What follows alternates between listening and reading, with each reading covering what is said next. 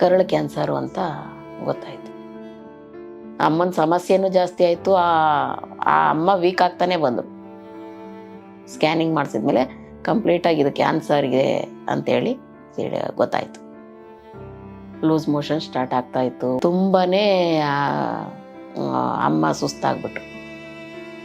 ಈ ಪುನರ್ಜನ್ ಅಂತೇಳಿ ಗೊತ್ತಾಗಿ ನಮಗೆ ಸುಮಾರು 1 ವರ್ಷ ಆಗ್ತಾ ಬಂತು.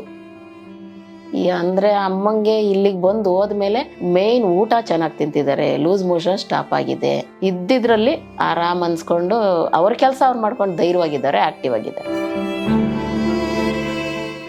ನಮಸ್ತೆ ಮೇಡಮ್, ರಾಧಾ ಅಂತ.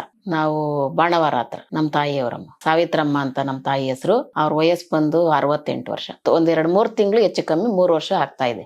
ಅವ್ರಿಗೆ ಎಡಗಡೆ ಕೈ ಬಂದು ಸ್ವಲ್ಪ ಪೇಯ್ನು ಸ್ಟಾರ್ಟ್ ಆಯ್ತು, ಕೈ ಎತ್ತಕ್ಕಾಗಲ್ಲ ಅನ್ನೋಷ್ಟು. ಮತ್ತೆ ಹಾಸ್ಪಿಟ್ಲು ಟ್ರೀಟ್ಮೆಂಟ್ ತಗೊಂಡಾಗ ಅಲ್ಲಿ ತುಂಬಾ ಕೈ ಎತ್ತಕ್ಕೆ ಆಗಲ್ಲ ಅನ್ನೋಷ್ಟು ಸಿಚುವೇಶನ್ ಬಂತು. ಹಾಗಾಗಿ ಹಿಂಗೆ ಪರಿಚಯದವರೊಬ್ರು ಹೇಳಿದ್ರು, ಹಂಗಾಗಿ ತೋರ್ಸೋಷ್ಟೊತ್ತಿಗೆ ಅಲ್ಲಿಗೆ ಸ್ಕ್ಯಾನಿಂಗ್ ಬರ್ಕೊಟ್ರು. ಸ್ಕ್ಯಾನಿಂಗ್ ಅಲ್ಲಿ ಅವರಿಗೆ ಗೊತ್ತಾಯ್ತು ಕ್ಯಾನ್ಸರ್ ಅಂತ. ಅಲ್ಲೂ ಕೂಡ ಬ್ಲಡ್ ಚೆಕಪ್ ಅದು ಎಲ್ಲ ಚೆಕ್ ಮಾಡಿದಕ್ಕೆ ಕ್ಯಾನ್ಸರ್ ಅಂತ ಗೊತ್ತಾಯ್ತು. ಕರಳು ಕ್ಯಾನ್ಸರು ಅಂತ ಗೊತ್ತಾಯ್ತು. ಇಲ್ಲ, ಅದೊಂದೇ ಸಮಸ್ಯೆ ಆಗ್ತಾ ಕೈ ನೋವು ಬರ್ತಾ ಇತ್ತು. ಮನೆ ಕೆಲಸ ಎಲ್ಲ ಮಾಡ್ಕೊಂಡು ಅವ್ರವ್ರ ಕೆಲಸ ಅವರೇ ಮಾಡ್ಕೊಂತಾರೆ. ಚೆನ್ನಾಗಿದ್ರು, ಆಕ್ಟಿವ್ ಆಗಿದ್ರು. ಎಲ್ಲಾ ಕೆಲಸನೂ ಮಾಡ್ಕೊಂಡು ಅವ್ರ ಪಾಡ್ಗವ್ರು ಚೆನ್ನಾಗಿದ್ರು. ಹಿಂಗೆ ಹೇಳ್ದವ್ರು ಎಲ್ಲ ಕಡೆನೂ ಒಂದು ತೋರ್ಸಿದ್ವಿ.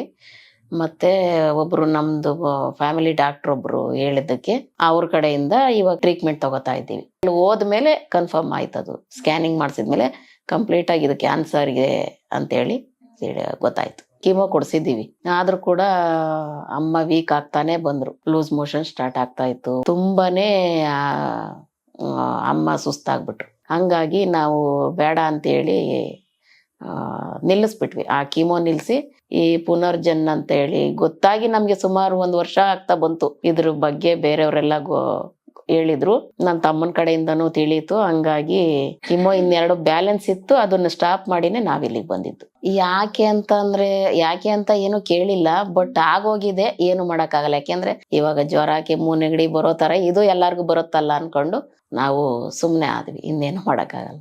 ನಮ್ಮ ಮನೆಯಲ್ಲಿ ಅಂತಂದ್ರೆ ನನ್ನ ಅತ್ತೆಗೆ, ಅಂದ್ರೆ ಈಗ ಅಮ್ಮ ಇದಾರಲ್ಲ, ಅವ್ರ ತಾಯಿಗೆ ಸುಮಾರು 15-16 ವರ್ಷದ ಮುಂಚೆ ಲಿವರ್ ಕ್ಯಾನ್ಸರ್ ಅಂತ ಆಗಿತ್ತು. ನನ್ನ ತಂಗಿ, ನಾನು, ತಮ್ಮ ಎಲ್ಲಾರು ನೋಡ್ಕೋತಾ ಇದ್ವಿ. ಅವರು ಸಪ್ರೇಟ್ ಇದ್ದಾರೆ, ಆದ್ರೆ ನಾವು ತಂಗಿನೂ ಪಕ್ಕದಲ್ಲೇ ಇದ್ದಾಳೆ, ತಮ್ಮನೂ ಹತ್ರದಲ್ಲೇ ಇದ್ದಾನೆ. ನಾನು ಸ್ವಲ್ಪ ಅಮ್ಮನಿಂದ ಸ್ವಲ್ಪ ದೂರ ಇದ್ದೀನಿ, ಆದ್ರೆ ಬಂದು ಹೋಗಿ ನೋಡ್ಕೊಂಡು ಮಾಡ್ಕೋತಾ ಇದ್ದೀವಿ. ಇವಾಗ ಆಸ್ಪತ್ರೆಗೆ ಪಾಪ ತಮ್ಮ ಬರಕ್ಕಾಗಲ್ಲ, ಹಂಗೆ ಎಲ್ಲಾ ಅಡ್ಜಸ್ಟ್ಮೆಂಟ್.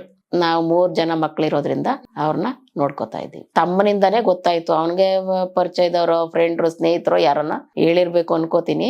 ಮೊಬೈಲ್ ಇಂದನೂ ಗೊತ್ತಾಗಿದೆ ಅಂತ ಹೇಳ್ತಾರೆ. ನನಗೆ ಇದ್ರ ಬಗ್ಗೆ ಗೊತ್ತಿರ್ಲಿಲ್ಲ, ತಮ್ಮ ಹೇಳಿರೋದ್ರಿಂದ. ಅವನು 1 ವರ್ಷದಿಂದನೂ ಹೇಳ್ತಾನೆ ಇದ್ದ, ನಾವು ಹೋಗೋಣ ಅಲ್ಲಿಗೆ, ತುಂಬಾ ಜನಕ್ಕೆ ಒಳ್ಳೇದಾಗಿದೆಯಂತೆ, ತೋರ್ಸೋಣ ಅಂತ. ನಾವು ಇದೊಂದಾಗ್ಲಿ, ಒಂದೊಂದು ಕೋರ್ಸ್ ಅಂತ ಇರುತ್ತಲ್ಲ, 5 ಕೀಮೋ 2 ಕೀಮೋ ಈ ತರ ಡಾಕ್ಟರ್ ಹೆಂಗ್ ಹೇಳ್ತಾರೋ ಅದನ್ನ ತೋರ್ಸ್ಬಿಡೋಣ, ವಾಸಿ ಆಗುತ್ತೆ ಅನ್ನತ್ತೆ ಅಂತ ನಾವು ಇಷ್ಟೂ ದಿನ ನೋಡ್ಕೊಂಬಂದ್ವಿ. ಅಲ್ಲಿ ನಮ್ಗೆ ಅಮ್ಮನ ಸಮಸ್ಯೆನೂ ಜಾಸ್ತಿ ಆಯ್ತು. ಆ ಅಮ್ಮ ವೀಕ್ ಆಗ್ತಾನೆ ಬಂದ್ರು. ಹಂಗಾಗಿ ನಾನೇ ಸ್ಟಾಪ್ ಮಾಡಿಸಿ ಬಂದ್ವಿ ಇಲ್ಲಿಗೆ.